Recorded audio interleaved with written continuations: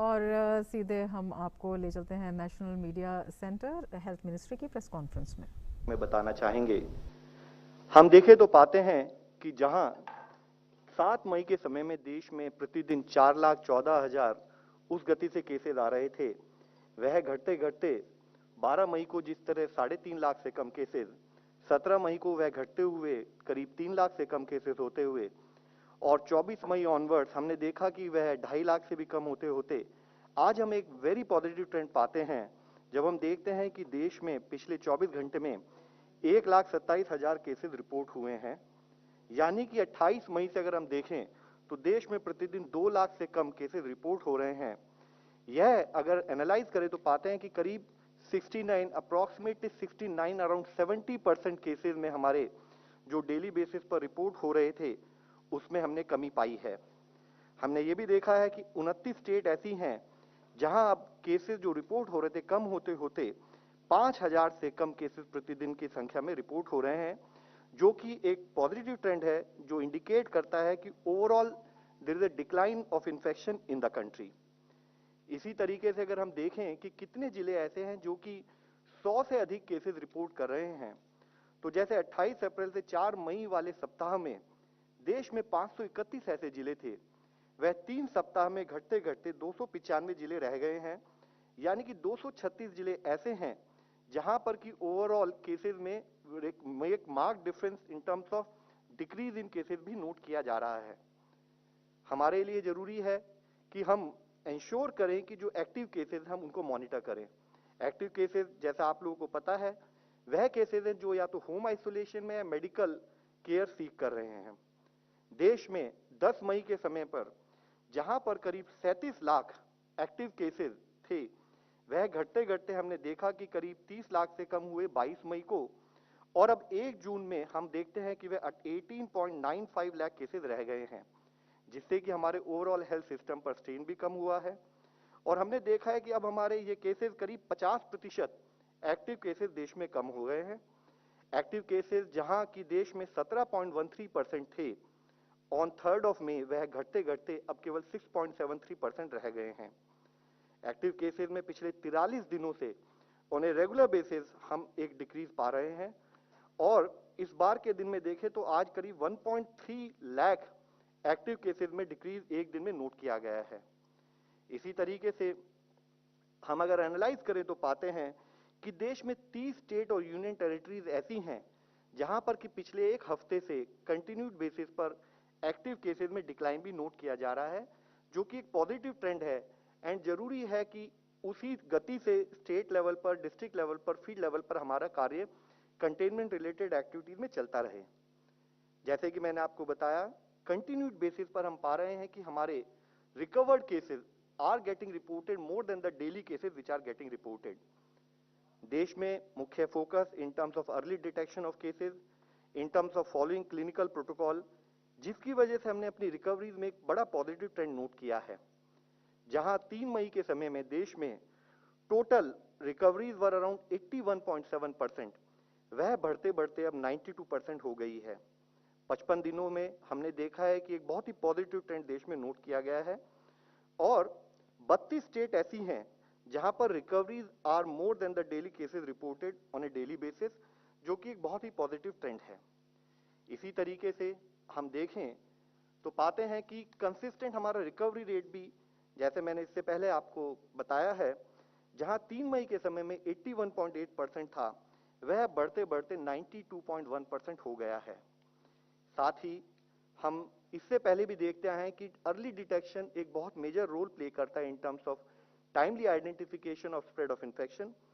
तो जैसे कि इससे पहले भी हमने इस बारे में कई बार चर्चा की है कि जहां हमारा 16 से 22 फरवरी के समय में देश में on an average 7.7 lakh test daily किए जा रहे थे, वह 2.7 टाइम्स बढ़ते हुए अब करीब 20 लाख प्लस टेस्ट हम डेली बेसिस पर देश में कर रहे हैं।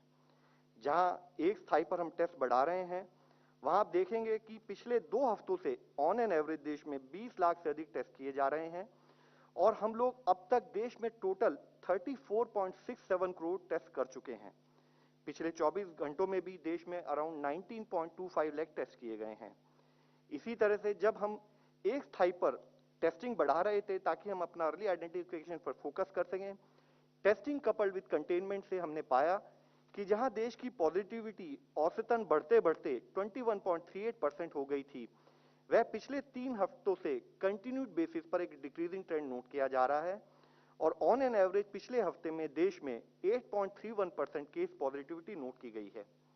इसी को अगर हम 7 डेज मूविंग एवरेज पर यानी कि 7 दिन का ट्रेंड अगर हम एनालाइज करें तो हम पाते हैं कि जहां इससे पहले करीब एज हाई एज 22% के करीब देश में पॉजिटिविटी थी, वह घटते घटते 8.64%। और अगर पिछले 24 घंटे का डेटा देखें तो हम पाते हैं कि पिछले 24 घंटे में देश में case positivity is as low as 6.62% और यह पॉजिटिविटी पिछले 7 दिनों से 10% से कम देश में पाई जा रही है। और साथ में देश में 34 स्टेट्स और यूनियन टेरिटरीज ऐसी हैं जहां पर कि ऑन ए कंटिन्यूड बेसिस हम इस trend in decrease in positivity को नोट भी कर रहे हैं, जैसे कि मुख्यतः उत्तराखंड, छत्तीसगढ़, झारखंड, गुजरात, मध्य प्रदेश, दिल्ली, बिहार, तेलंगाना और यूपी में यह केस पॉजिटिविटी पिछले एक हफ्ते में 5% से भी कम नोट की गई है। इसी के साथ ही एक जो हमने स्टेट्स को गाइडेंस दी है, एडवाइस दी है कि हमें एफर्ट ये करने की हमारी पॉजिटिविटी 5% से कम रहे, तो उसको भी अगर हम ट्रेंड को एनालाइज करते हैं तो पाते हैं कि वीक एंडिंग 7 मई से वीक एंडिंग 31 मई को अगर हम एनालाइज करें, जहां देश में 92 ऐसे डिस्ट्रिक्ट थे जिसमें की पॉजिटिविटी 5% से कम थी, वह बढ़ते बढ़ते अब 344 जिले हो गए हैं, यानी कि 252 जिले उसमें ऐसे ऐड हुए हैं जहां पर की केस पॉजिटिविटी 5% से भी अब कम नोट की जा रही है। Vaccination is one of the major tool in terms of managing the cases and in terms of managing for future, तो जिसके तहत अब तक देश में 21.6 करोड़ वैक्सीनेशन डोजेज दी जा चुकी हैं, जिसमें हेल्थ केयर वर्कर्स को ले तो 1.67 करोड़ डोजेज, फ्रंटलाइन वर्कर्स में 2.42 करोड़ डोजेज और वह लोग जो कि 45 साल से अधिक उम्र के हैं उसमें 15.48 करोड़ डोजेज दी जा चुकी हैं। साथ ही लिबरलाइज पॉलिसी के अप्रोच के तहत जिसमें कि हमने 18 से 44 वर्ष के लोगों को भी वैक्सीनेशन के लिए अलाउ किया है, उसके तहत 2.03 करोड़ डोजेज देश में अब तक दी जा चुकी हैं। साथ ही हम आपको बताना चाहेंगे कि ओवरऑल कोवैक्सीन और कोविशील्ड अगर हम पिछले महीने का एक डेटा को एनालाइज करें तो पाते हैं कि गवर्नमेंट ऑफ इंडिया की तरफ से फ्री सप्लाईज के रूप में जो प्रोक्योरमेंट हुआ उसके तहत 4.03 करोड़ डोजेज हमने स्टेट्स को फ्री सप्लाई के लिए फ्री एप्लीकेशन के लिए प्रोवाइड की। साथ ही स्टेट लेवल पर भी 2.66 करोड़ डोजेज उन्होंने डायरेक्टली प्रोक्योर की। इसके साथ ही लिबरलाइज पॉलिसी के तहत प्राइवेट सेक्टर हॉस्पिटल लेवल पर भी 1.24 करोड़ डोजेज प्रोक्योर की गई, यानी कि पिछले माह में हम देखें तो टोटल वैक्सीन जो अवेलेबल थी in terms of distribution, in terms of giving it to people, they were around 7.94 crore और जिसमें से 6.1 crore doses in terms of vaccination field में यूज की गई हैं। बाकी वैक्सीनेशन जैसे कि इससे पहले भी हमने इस विषय में चर्चा की है, वह doses different stages of availability in field level पर as part of the logistic management and as part of the inventory management state में अवेलेबल हैं। आज जरूरी है कि जब हम हर तरीके से एक positive trend both in terms of decrease in active cases, decrease in positivity, increase in recovery rate and lesser number of cases getting reported on a daily basis जब नोट कर रहे हैं, तो हम अपने जो एफर्ट्स हैं, जो आउटपुट है उसको प्रिजर्व करें।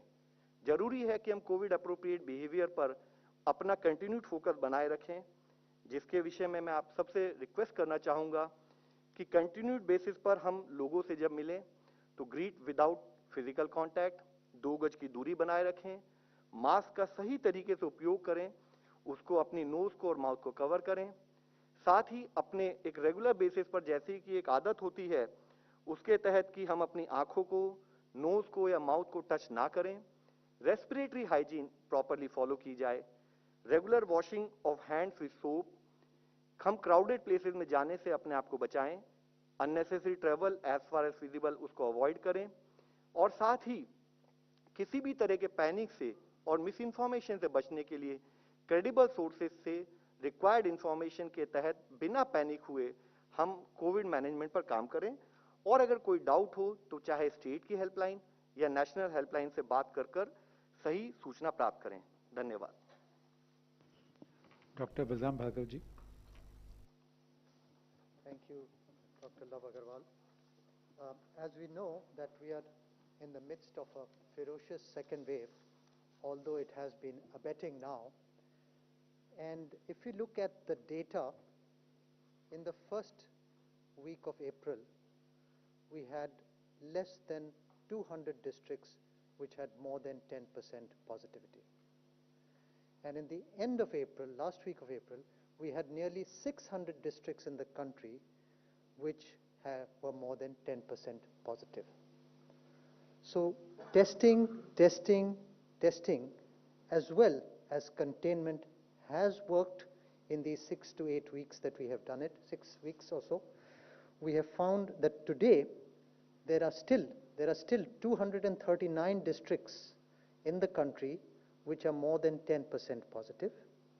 145 districts are between 5 and 10% positivity. And 350 districts, which is more than half of India, nearly half of India, is less than 5% positive. So we're moving in the right direction, and this testing which has been ramped up, and as well as the containment that has worked at the district level has worked. However, it is not a sustainable solution.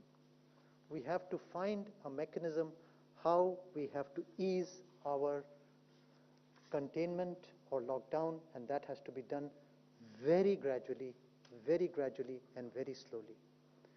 So it basically revolves, the opening up revolves on 3 pillars. One, the test positivity rate in that particular district has to be less than 5% over 1 week. So 7-day average has to be less than 5%. That is the first thing. The second point is the vulnerable individuals, that is elderly, more than 60, more than 45 with comorbidities should be vaccinated tremendously, and their vaccination rate should reach up to 70%. This is the second point. And the third point is that community ownership for this whole program of COVID appropriate behavior as well as care should be taken up by the community in a big way. So this is what are the 3 ways how we will gradually open up. We have to remember that our vaccination is being ramped up, and by December we hope to have the whole country vaccinated. We are a country where only, if you look at data, there is Pfizer and Moderna being produced by USA. You have the Sputnik produced by Russia. You have the Covishield produced by UK and India. You have the Sinovac produced by China. You have Covaxin produced by India. So India is one of the 5 countries which is producing vaccines. If we were not producing vaccines, imagine where would we be? So there is no shortage of vaccines. The shortage is what you feel if you want to vaccinate the country within a month. So we are vaccinating the country. It is a large population. The total number of vaccinations done in this country is nearly equivalent to the total number done in the United States, the number of doses. And we have also a large population. Our population is 4 times the population of the United States of America. So we have to be very clear and have some patience. By the middle of the year or early July, or in middle of July or early August, we will have more than enough doses to vaccinate up to 1 crore per day. And we should be able to cover up this little, if you're going from destination A to destination B, if you're traveling by car or by train, sometimes the speed is high, sometimes the speed is low. So you ultimately want to reach the destination in a limited time. And that is what our purpose is, to cover the entire population by December, which we should be able to do. So you have to have patience. Why I'm saying patience is that the unlocking also has to be done very patiently, guided by the amount of vaccination that has been done for the vulnerable groups. Thank you. Dr. V.K. Paul ji. Thank you, Dr. Bhargav. Thank you, Love. I'd like to emphasize 3 points today. Firstly, I'd like to inform that our focus on childhood COVID disease is gaining our attention. We have said from this podium that pediatric population is generally asymptomatic. They get infection, often they get infection, but their symptoms are minimal, symptoms are nil, और अगर बीमारी बच्चों में होती है Covid तो serious shape नहीं लेते, हॉस्पिटलाइजेशन करने की जरूरत बहुत कम पड़ती है। लेकिन पीडियाट्रिक पॉपुलेशन में ये सिचुएशन बदल सकती है, वायरस अपना बिहेवियर बदल ले या और एपिडेमियोलॉजिकल डायनामिक्स में कोई चेंज आए तो हो सकता है कि बच्चों में कोविड का प्रकोप बढ़ सकता है। इसके ऊपर हमेशा से साइंटिफिक डेवलपमेंट जो हो रही हैं उसको सिस्टमैटिकली देखा गया है हमेशा से, और जैसे डेटा हमारे पास अवेलेबल है उसमें ये क्लियर इमर्ज होता है कि अगर हम देखें कि एडमिशन मेन कोविड बड़ी फैसिलिटीज में जहां बच्चे भी दाखिल हो रहे हैं, बहुत छोटी परसेंट में एडमिशन की जरूरत पड़ी है। कभी ऐसा नहीं हुआ कि हमारे पीडियाट्रिक केयर का जो इंफ्रास्ट्रक्चर है उसके ऊपर कोई बोझ, एक्स्ट्रा बोझ, अनयूजुअल बोझ ऐसा हुआ। लेकिन जैसे हम आगे बढ़ रहे हैं तो हर तरह के सिनेरियो के ऊपर नजर रखते हुए प्रिपेयरनेस को पुश किया जा रहा है बाय द डे, और इसको अपडेटेड रूप में देखने के लिए एक ग्रुप बनाया गया, नेशनल ग्रुप बनाया गया एक्सपर्ट्स का, और मिनिस्ट्री की टीम्स के साथ मिलकर काम किया गया सिस्टमैटिकली कि दोबारा देखा जाए और जो भी साइंस अब अवेलेबल है जो 4 महीने पहले या 3 महीने पहले नहीं थी उसको भी देखा जाए। उस सब को देखते हुए, जोड़ते हुए और देश के एक्सपीरियंस को समझते हुए, डेटा को समझते हुए, क्लिनिकल प्रोफाइल को समझते हुए, डिजीज डायनामिक्स को देखते हुए, पेंडेमिक के बिहेवियर को देखते हुए और वायरस की नेचर को देखते हुए new way to address this और रिन्यूड वे, अपडेटेड वे करने के लिए गाइडलाइंस जो हैं वो इस ग्रुप ने हमें प्रस्तुत कर दी हैं और इसके ऊपर इनको अडॉप्ट किया जाएगा, प्रोसेस में है, 1 आधे दिन में ये हो जाएगा काम। कहने का तात्पर्य ये है कि ये काम जो हमने यहाँ अर्लियर मेंशन किया था, earlier also we had mention, वो काम तरीके से पूरा हुआ है और वी आर रीअश्योर यू कि पीडियाट्रिक पॉपुलेशन को कोविड के लिए जो ज़रूरत है वो उसका बंदोबस्त होगा और उस बंदोबस्त में कोई कमी नहीं होगी। और जैसे मैंने कहा उसको नई साइंस, नए एक्सपीरियंस, नए नॉलेज को भी भरपूर करते हुए उस तरफ हम बढ़ेंगे। लगता है कि 2 से 3% ऐसे बच्चे जिनको कि कोविड का चांस बीमारी का हो आए, अस्पताल की जरूरत पड़ सकती है, 2-3%। लेकिन हमारी तैयारी जो है उसके दुगनी 2.5 गुना कुछ होगी और वो सब हमारे सामने इस ग्रुप ने जो दिया है उसके ऊपर एक्शन होगा। मैं ये कहना चाहूँगा कि बच्चों में कोविड जब आता है तो उसके 2 रूप हैं। एक रूप जिसकी चर्चा मैंने अभी करी, कोविड की इन्फेक्शन हुई, बुखार हुआ, खांसी जुकाम हुआ और फिर सांस तेज चलना शुरू हुआ, निमोनिया की शक्ल में हुआ, निमोनिया बढ़ गया और ऐसा व्यक्ति, ऐसा बच्चा अस्पताल में दाखिल होगा बिकॉज लंग में आता है वायरस। एक तो ये स्वरूप है इसका। लेकिन ये भी सामने आया कि ये कोविड होने के बाद 2 से 6 हफ्ते बाद ये खत्म हो गया। कोविड हुआ, पता भी नहीं चला, हुआ तो खांसी जुकाम हुई। रिकवरी के 2 या 6 हफ्ते बाद, 2 से 6 हफ्ते तक बाद कुछ बच्चों में थोड़े से प्रोपोर्शन में दोबारा कभी फीवर आता है, बॉडी पे रैश आता है,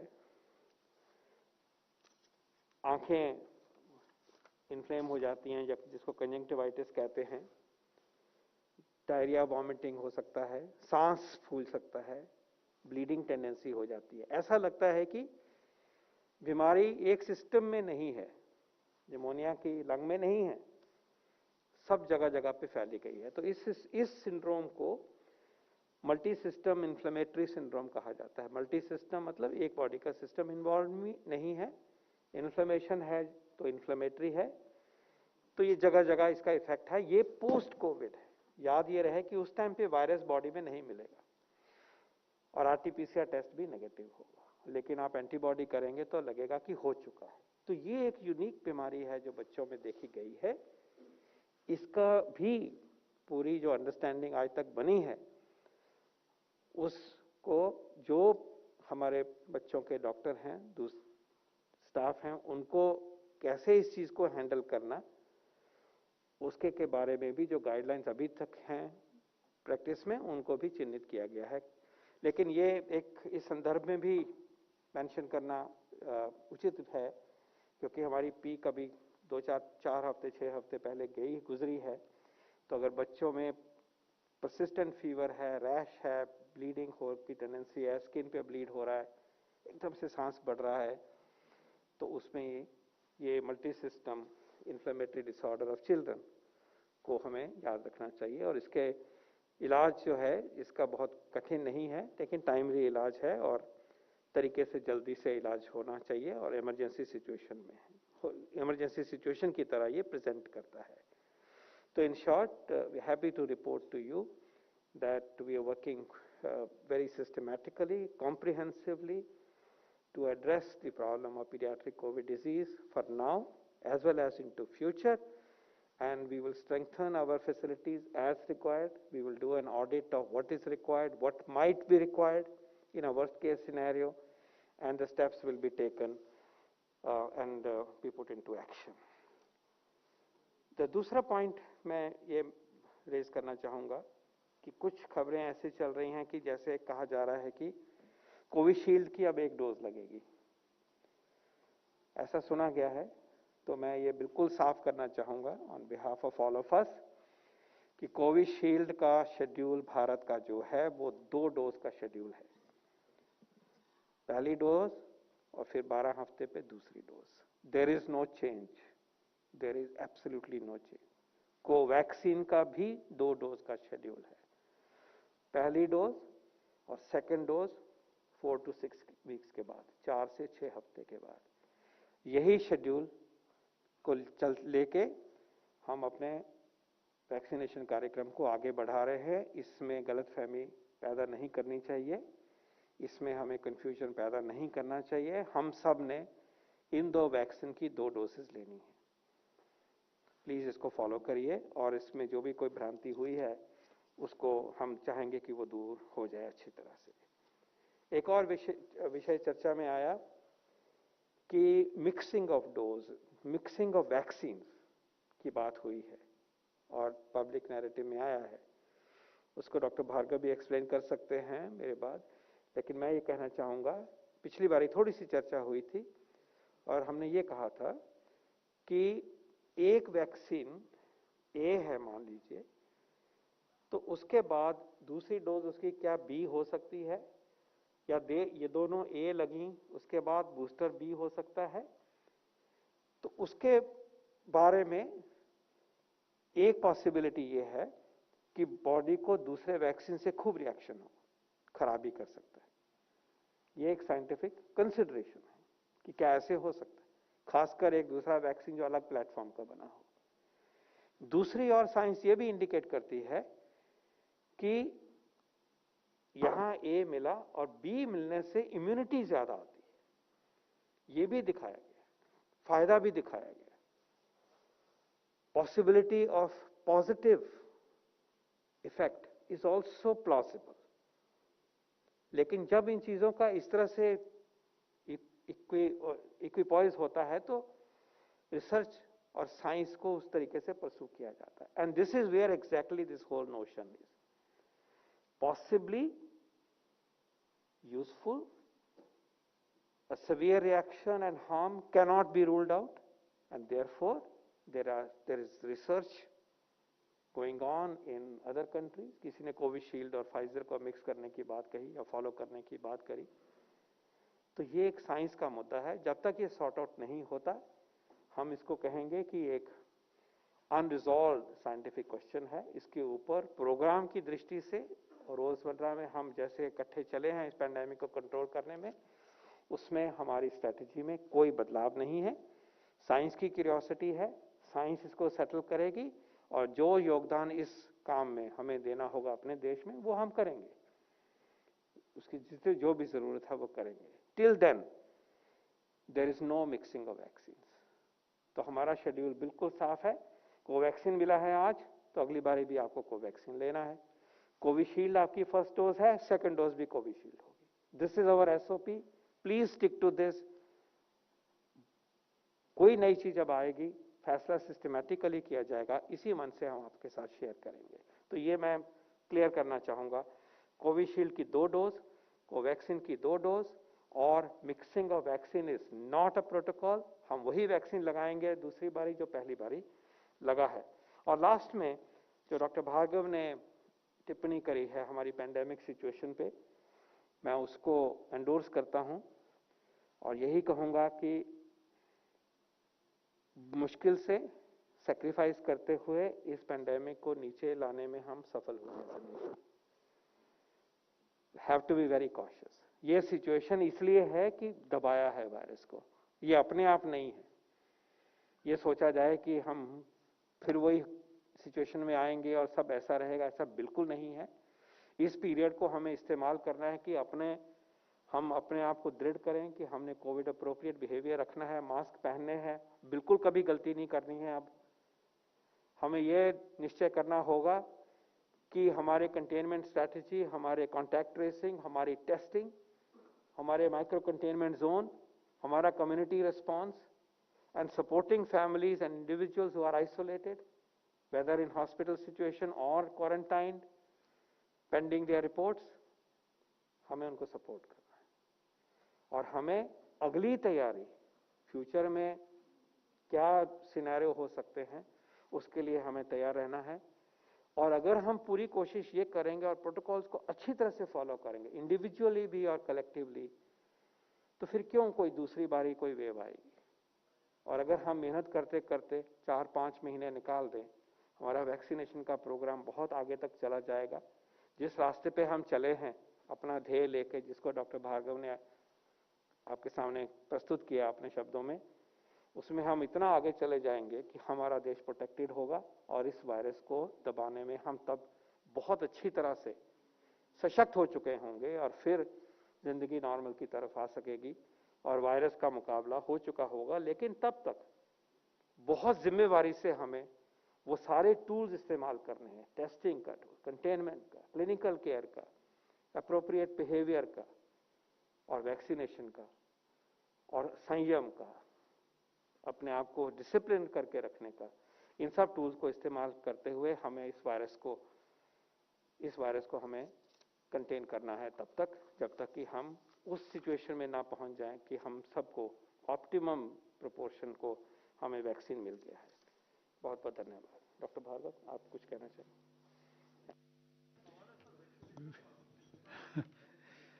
Just wait. Okay, the number 38.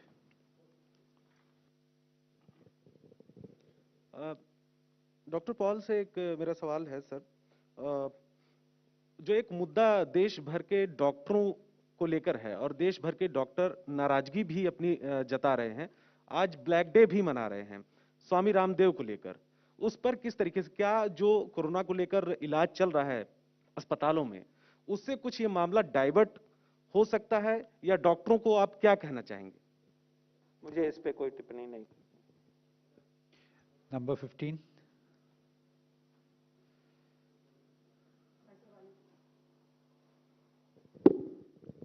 Hi sir, Ayushman from Mirror Now. My question is to Love Agrawal sir. Sir, you gave the breakup of the vaccines.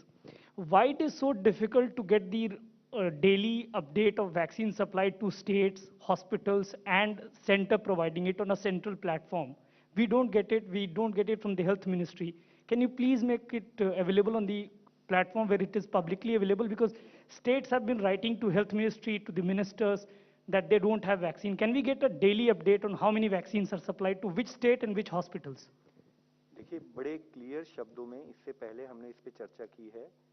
हम लोगों ने सबसे पहले ये समझना पड़ेगा कि ये वैक्सीन ड्राइव जब हम कर रहे हैं तो एक अप्रत्याशित वे में हमें एक बहुत बड़े प्रोग्राम को मैनेज करना है। तो एक स्थाई पर वैक्सीन मैन्युफैक्चरर से मैनेज करते हुए वैक्सीन की टेस्टिंग होने के बाद उसको पूरे लॉजिस्टिक्स को मैनेज करके देश में पहुंचाने का काम जब हम कर रहे हैं, हमने यहां तक स्टेट के साथ मिलकर इंश्योर किया है कि अब हम नेक्स्ट 15 दिन की उनको कितनी वैक्सीन अवेलेबिलिटी होगी उसको लेटर के रूप में, वीडियो कॉन्फ्रेंस के रूप में स्टेट को बिल्कुल क्लियर शब्दों में बताया जाता है। स्टेट से ये भी रिक्वेस्ट की गई है कि बेस्ड ऑन दैट कि आपके पास जो गवर्नमेंट ऑफ इंडिया की फ्री सप्लाईज आ रही हैं, स्टेट लेवल का प्रोक्योरमेंट है, उसको कोऑर्डिनेट करके एडवांस वे में हम अपने जो भी वैक्सीनेशन सेंटर्स हैं वहां पर कौन कौन सी वैक्सीन किस लेवल पे दी जा रही है उसको हम पब्लिश भी करें। तो जैसे आपने कहा है, मैं आपसे यही सबमिट करना चाहूंगा कि बड़े क्लियर और ट्रांसपेरेंट प्रोसेस के थ्रू, कोविन प्लेटफॉर्म के थ्रू यू कैन आइडेंटिफाई कि किस पर्टिकुलर वैक्सीन सेशन को हम वो स्टेट लेवल पे चला रहे हैं, वहां कितने वैक्सीन सेंटर्स को किसको दिया जा रहा है। तो ये प्रोसेस पूरा अवेलेबल है और हर स्टेट को इसके बारे में advance information with details provide की जाती हैं और स्टेट के साथ डे टू डे बेसिस पर कोऑर्डिनेट भी किया जाता है। तो जो भ्रांतियां कई बार डिस्कशन में आती हैं, उसके पीछे मुख्य कारण हमेशा एक आतुरता है। हर आदमी चाहता है कि हमें जल्दी वैक्सीन लगे, हर लेवल पर हम चाहते हैं कि हम स्टेट में, नेशनल लेवल पे उसको कंप्लीट करें। तो जैसे बलराम भार्गव सर ने बताया, पॉल सर ने बताया, हमें यह समझना पड़ेगा कि प्रोग्राम में समय के साथ गति आ रही है और आने वाले 1-2 महीने बाद सिचुएशन ऐसी होगी because of the facilitation provided to vaccine manufacturers कि हम जिस गति से आज कर रहे हैं उससे मल्टीपल टाइम्स पर हम वैक्सीन प्रोवाइड कर पाएंगे। आपको यह भी समझना होगा, जो बहुत जरूरी है हम सबको एक कॉमन अंडरस्टैंडिंग के लिए, जैसे मैंने कहा कि इस टाइप का प्रोग्राम, इस लेवल का प्रोग्राम इस देश में आज तक नहीं हुआ है, पूरे दुनिया में नहीं हुआ है, जहां एक स्थाई पर दुनिया के हर देशों को वैक्सीन चाहिए, जहां एक स्थाई पर हमें अपने पूरे देश के इतने लार्जर पॉपुलेशन को कवर करना है। तो ये पूरा कोऑर्डिनेटेड एफर्ट्स है, ये on A continued basis state के साथ मिलकर ही हम करते आ रहे हैं और आगे भी करते रहेंगे। Number 10.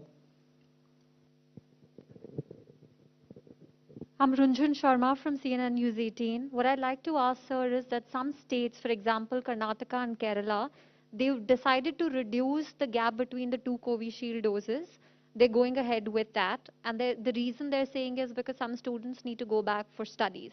But in that case, what is the point of the guidelines then? Has the center spoken to these states?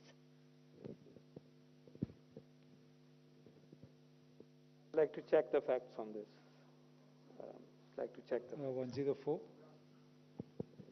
Sir, Nitin DD news से अभी आपने बताया कि मिक्स डोज वैक्सीन भारत में अभी नहीं लग रहा है, तो क्या इस पे कोई रिसर्च हो रहा है और आगे क्या इस पे प्लान है? साथ ही साथ अब अनलॉक हो रहा है, बहुत से स्टेट धीरे धीरे खुल रहे हैं, ऐसे में लोगों को क्या करना चाहिए और अथॉरिटीज को क्या करना चाहिए ताकि थर्ड वेव की जो बात हो रही है वो ना आ पाए? इस पे रिसर्च इंटरनेशनली हो रहा है, मिक्सिंग ऑफ डोजेस पे, इंटरचेंजेबिलिटी ऑफ वैक्सीन्स पे। Inadvertent mixing of doses has been reported in India as well, and individuals are being followed for care and well-being for those are being followed. In terms of the preventing the third wave, it is very simple that districts which are less than 5% should open up a little bit. They should open up very gradually.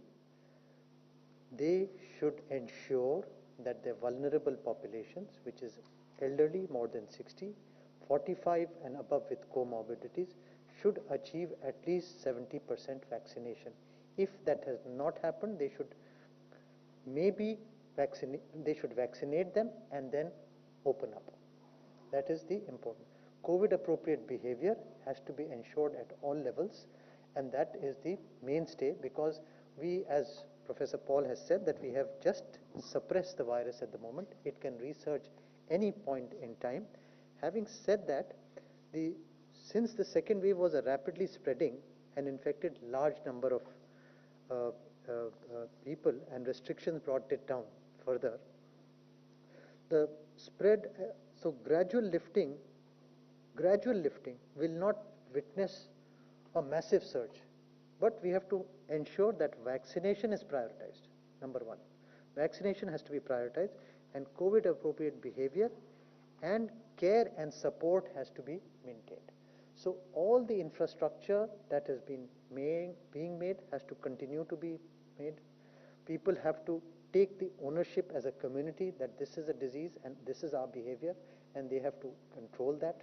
And the use of masks, use of social distancing has to continue till such time the more than 70% of the population is vaccinated, or we are able to achieve herd immunity in a population.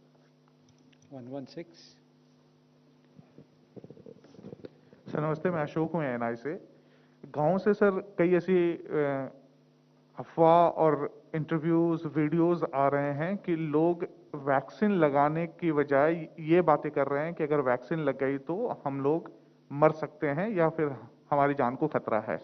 क्या हमारे अभियान गांवों तक पहुंचे हैं या फिर उनको कन्विंस करने के लिए कोई हमारे पास ऐसी पद्धति है कि उनको कन्विंस कर सके? ओके, बिल्कुल इम्पोर्टेंट बात कही, वैक्सीन हेसिटेंसी और वैक्सीन ईगरनेस में बैलेंस मेंटेन करना है। हम लोग देख रहे हैं कि शुरू में बड़े शहरों में भी वैक्सीन हेसिटेंसी इसी तरीके थी जो अब इस समय गांव में देखी जा रही है। अब यहाँ पे वैक्सीन हेसिटेंसी पलट के वैक्सीन ईगरनेस बढ़ गई है और लोग दौड़ रहे हैं वैक्सीन के लिए। सिमिलरली गांव में भी हम लोग को वैक्सीन हेसिटेंसी को कम करना पड़ेगा। उसके लिए कुछ उपाय ये होंगे कि कम्युनिटी को एंगेज करना पड़ेगा, रिलीजियस लीडर्स को और लीडर्स जो पॉलिटिकल रिलीजियस उनको भी समझाना पड़ेगा, पॉपुलेशन को जिनके लोग मानते हैं, घर के बड़ों को समझाना पड़ेगा। और ऐसे इसी तरीक़े से ये वैक्सीन हेसिटेंसी धीरे धीरे कम होगी। ये नहीं कि आज ऑफ कर दिया और एकदम से खत्म हो जाए। It is a gradual process. We are human beings, we take time to observe things, we take time to think about it and then take a decision. So the correct facts have to be placed before these people, they have to be explained, and they are very reasonable. They are running large farmings. They know, they are more wise than many of us in the cities. So I would leave it to their judgment once they are explained properly. हमें याद रखना चाहिए कि एक बहुत बड़ा campaign जो vaccine का हुआ था और उससे एक बीमारी जड़ से हटा दी गई, वो पोलियो का कैंपेन था। पोलियो में भी ऐसी वैक्सीन हेसिटेंसी की वजह से प्रोग्रेस होना रुक गई थी और सभी जगह पे था, कई जगह पे ज़्यादा कहीं कम, और खासकर गांव में और खासकर under served areas in cities जहाँ लो प्रिविलेज एरियाज हैं, इसको अपफ्रंट फेस किया गया था। बात सुनी, उसका जवाब दिया, सबने सच्चाई बोली कि वैक्सीन लगता है तो बचते हैं, बीमारी बचती है। सच बोलने से दम बढ़ जाता है बात में। तो मैं चाहूँगा कि इसी बात को हम उसी के एक्सपीरियंस को भी लेते हुए और उस कॉन्फिडेंस को भी लेते हुए इस बार भी ये हमें काम करना होगा, क्योंकि अगर वैक्सीन होते हुए भी हम नहीं लगाएंगे तो इससे बड़ा दुर्भाग्य क्या हो सकता है भी। जब देख रहे हैं ना बढ़ेगा आएगा, तो तैयार करना होगा ऐसा माहौल जो कि वैक्सीन के फेवर में हो। तो ये जो डाउट्स छोटे छोटे हैं, एक तो इनकी कमी करनी नहीं चाहिए, ऑफिशियल वर्जन पे बिलीव करना चाहिए, साइंटिफिक वर्जन को बिलीव करना चाहिए, और ये नैरेटिव होना चाहिए कि ये हमारे वैक्सीन सेफ हैं, अच्छे हैं, वैक्सीन इफेक्टिव हैं, बचा रहे हैं, बचिए इनको इस्तेमाल करके दिखाइए। पोलियो के परिप्रेक्ष्य में एक और लेसन है, जब पोलियो का नेशनल इम्यूनाइजेशन डे होता तो एक दिन में 7 से 8 करोड़ बच्चों को 7 से 8 करोड़ बच्चों को पोलियो की दवाई पिलाई जाती है, और उसी हफ्ते के बाकी 6 दिनों में मॉप अप राउंड में 4-5 करोड़ औरों को दिया जाता है। हफ्ते में कहने का मतलब है 13, 14, 15 करोड़ बच्चों के मुंह में वैक्सीन देने का देश ये दम रखता है। तो उसकी भी ज़रूरत अभी बढ़ेगी जब और स्पीड बढ़ेगी, जिसका चर्चा करी हमने आज। उसके लिए भी हमें तैयार होना है। उस तरह का माहौल और उस तरह का मिशन अकम्प्लिश करके दिखाना है, उसके लिए भी तैयार होना है। और जिन भ्रांतियों की वजह से वैक्सीन की हेजिटेंसी हो रही है, हमें उसको उनकी भाषा में समझ के, सच बोल के, पॉजिटिव एग्जाम्पल पैदा करके और एक ही बात इकट्ठे करके, उसमें आप सबका बहुत रोल है, आप सबका बहुत रोल है, कम्युनिटी रेडियो का बहुत रोल है। और मैं चाहूँगा कि आप उस रोल में आप इस नेशनल मिशन में जुड़ जाए। हमें अगले, जैसे मैंने कहा, 5-6 महीनों में एक तो कोई वेव नहीं आने देना है, और दूसरा हमने वैक्सीन का अपटेक जो है बहुत ऊपर तक लेके जाना है। ये हमारी जिम्मेवारी है और इसमें हम सबको इकट्ठे होकर काम करना है। धन्यवाद। 261. My question is Sunil Prabhu here, sir. Dr. Paul here, straight. My question to you is about 2-3 issues. One is, of course, the steep, as yesterday the chief economic advisor shows, there is a steep increase and there is a steep decline. There is no real scientific basis on why it has succeeded. So have you been able to do some studies? What do you factor it for why it has happened? The second aspect is about the vaccines. You're saying 1 crore, Dr. Baralgam says 1 crore per day. Have you done any simulation exercises to see, because there are various ministers, you have also told the Supreme Court you'll be able to, the entire population within the entire country by the end of December. So how do you propose to do that? And what exactly is the policy? How are you going to be able to effectively do it? If we can have a roadmap so that people can be able to understand that, that will be of great help, especially since the Supreme Court is asking why are you having dual policing, cost, one for the state, one for the center, one for normal private individuals. And my last question to you is about,